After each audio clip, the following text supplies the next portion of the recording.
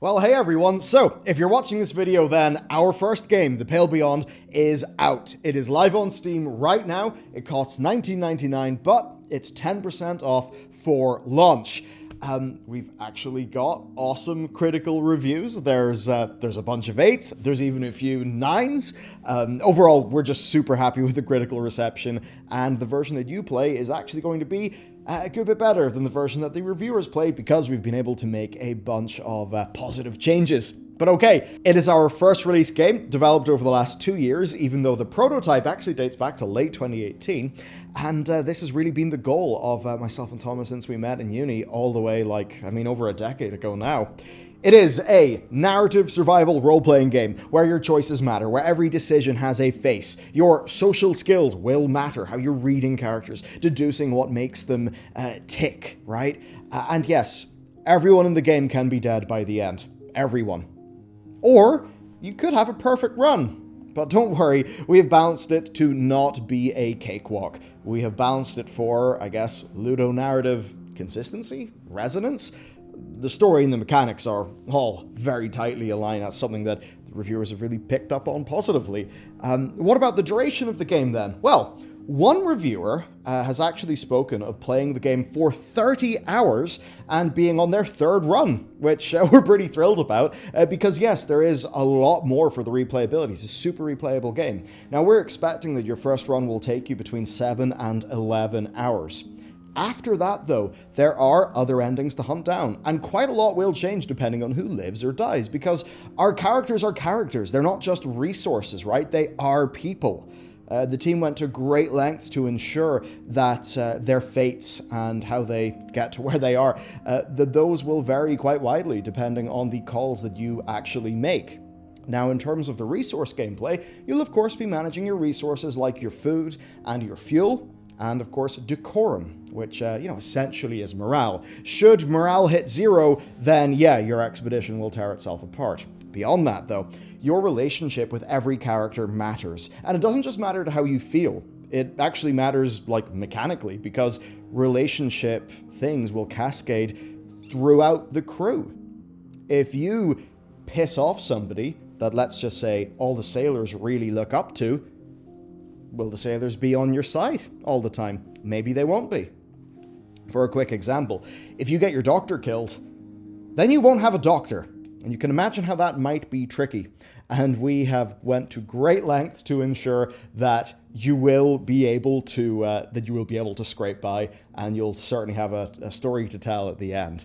So for many people, The Pale Beyond will be a wonderful, cozy, harsh game to enjoy, almost how you'd sort of cozy up and watch a mini-series over a weekend. For others, though, there is enough content in Pale for a good few runs, and we have designed something that I'm not going to spoil here, but let's just say it is a system and a setup that really does support replayability of the game.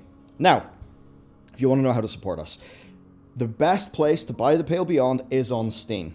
Now, you may think, what? But the Epic Games Store has a better revenue cut. That is true. But even with the lower revenue share of Steam, basically the way that it works is that the more people who buy your game and leave honest reviews for your game, then the more Steam will show your game to other Steam users, right? So if loads of people buy The Pale Beyond and its reviews from users end up being good enough, then Steam will kind of look at this and be like, oh, hey, this game is selling well, and people seem to like it. What will I do? I will show it to more people. It's a little bit like how it works in YouTube, right? If people click on your video and they watch a whole bunch of it, and they don't, dislike it, then YouTube sees that and goes, oh, we'll show this video to more people. So basically that's it. Buy the game on Steam and leave an honest review of your thoughts and feelings as well. We'd really appreciate that. We, of course, will be reading all of the user reviews to try to see, what did we do well? What could we do better? Is there anything we may be able to fix in a patch?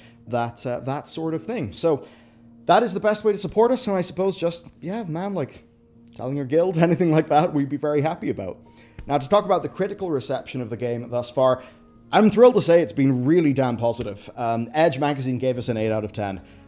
Edge reviews, they really do matter. They give a good review, so, just generally feeling like you really do deserve the, what Edge gives you. So getting an 8 from Edge meant a hell of a lot to me, as well, because if you're in the UK and Ireland, like many of us grew up reading Edge magazine and PC Gamer, right, before we were on the news site. So it's crazy that now, 15, 20 years later, here I am, and we're in one of those magazines. It's wild. So far, for a quick tally, we got 3 9 out of 10s, we got an 8.5, a few 8s, and 2 7s. So thankfully, they've all ranged from positive to super positive, which you don't always get in your first release, which is crazy to me. Now our review builds were from December and February. There were a few more bugs than we were comfortable with in those builds. Things are in a far better state now. The version of the game that you are going to get is patch 1.2. So if you've noticed like commentary and typos and stuff in the reviews, we fixed those typos. Matt did a rather Herculean task for a 300,000 word game last night, and we've been able to get all of those squashed. There are a few lingering bugs that have also been squashed, and the bug that we thought had been fixed, but then appeared, I believe, in the Polygon reviewer, we were able to finally fully fix that bug. So definitely, like, Polygon's review is like super awesome, super fair, and actually super useful and actionable to us. So it's a really good example of how, as a developer, giving a reviewer plenty of time to actually play the game, it is super useful and instructive.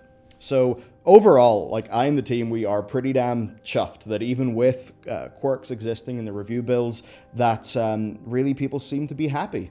And I guess just to give you some sort of choice quotes from Polygon, they said, "Coming off the ice and making land after nearly 40 weeks of hell really feels like moving between two worlds. The background art and environments are positively unearthly when shrouded in ominous fog and hazy light. The ocean scenes with icebergs awash in pinks and oranges are truly gorgeous, as are the dark rolling storms." I thought that was a really awesome just encapsulation of the work of our art team. From God is a Geek, a survival game to me should be about tough decisions that mean the difference between life and death.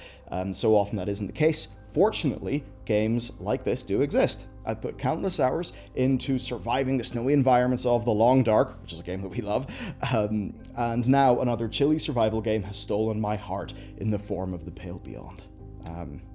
I mean, just reading some of this stuff has been so, like, crazy to us. Another quote, "The characters have a hand-drawn quality and are full of personality, and in a game full of misery, it's at least nice to have some visual appeal. The sled dogs are just adorable and even feature in some of the very few genuinely jovial moments of the game." And I suppose that's the thing.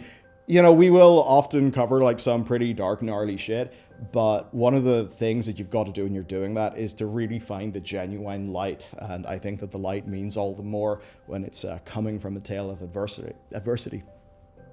Boss level. I loved the boss level. Was just great because we put so much into the soundtrack. James really put his heart and soul in it. And they said, "I cannot emphasize enough how beautiful the soundtrack is. One moment it's soaring and hopeful, then it's mournful and isolating." I think that reviewer said they're going to pick up the deluxe edition on Steam with the soundtrack, so that's pretty awesome. From Gaming Trend, The Pale Beyond is brutal. Just when I thought the situation couldn't get worse, something would completely flip the situation on its head again. It's a lot of fun to be in a survival game to just barely skirt by, and that is a balance The Pale Beyond perfectly walks. Visual focus almost entirely on pure white and a coldly saturated blue. Character portraits likewise use desaturated colors with sketchy line work, which shows the fragility of your crew despite how they may act. And I mean, yeah, that was a really awesome review to read, obviously, for us, the team, just chuffed, and especially with the game balance side, because it's one of those things, if it's 10% off in either direction, it's either half impossible or so easy that the story doesn't matter. The team really put a hell of a lot into trying to dial that aspect of the difficulty in, and it's nice to see that for a lot of reviewers, at least, it's paid off. I suppose I won't belabor doing all of the reviews. Broadly, where we are now is, as of me recording this, we've got 2 80s and a 90 on Metacritic. It needs one more review before we get a score. And there's a 7, an 8, and a 9 on OpenCritic, which is giving us an 80 there, which is, honestly, just unreal. You do not expect to, with release number 1 to get scores like this, but I think it's a testament to the hard work of the team and just the massive amount of heart and soul that everybody has poured into the project. So that's where we're at. If you want to support the team and support the game, buying it on Steam and leaving an honest review of the game after you've played it, that is just the number one way to help us. If you'd like to spread the word, perhaps, then just even telling your guild or some of your friends, we'd appreciate that as well. Obviously, we, other than, you know, doing YouTube, we kind of don't really have a marketing budget, so it really is a word of mouth thing.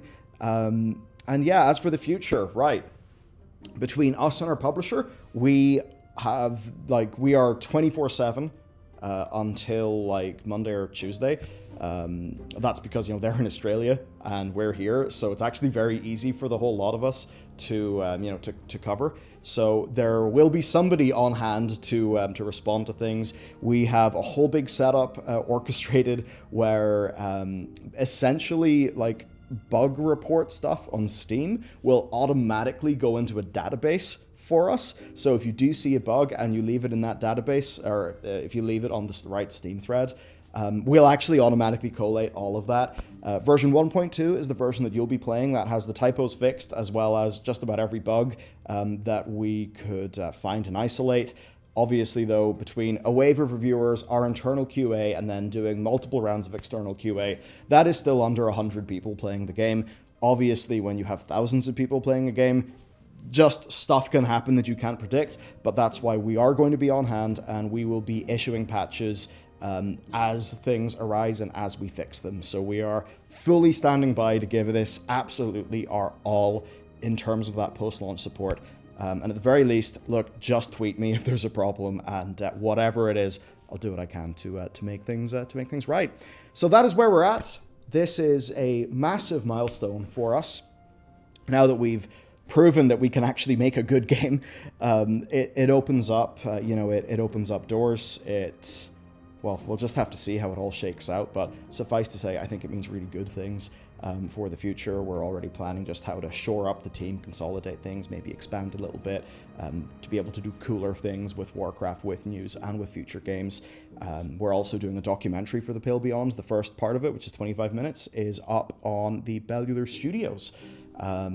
That YouTube channel. So if you actually want to learn about how the game was made, basically to see the story that's been happening, but we haven't really been able to show you, that'll be over there. And certainly as we move on and as we have more of a capability, my desire is to really bring you guys along on the journey for whatever we do next, so that you can see what we're doing as it's being developed and have that feedback, I suppose. So that's where we're at. The link to Steam is down below. It is 10% off right now. So look, if there's, everything that I would ask, I guess, would just be consider purchasing the game and leaving an honest review when you've played the game. That's more than I can ask. So yeah, what a crazy time, I suppose, to finish it off. Just thank you to the whole team. You know, it's been a lot of people working very hard for a long time. And I suppose here we are on launch day, which is pretty surreal. And as well, thank you. It is only with the channels existing that any of this has been able to happen. So be it just watching videos, telling your friends, our sponsors, our patrons, everything.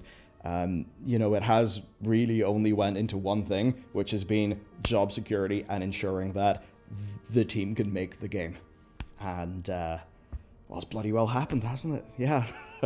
Okay, I'm going to go and get ready for our Friday stream.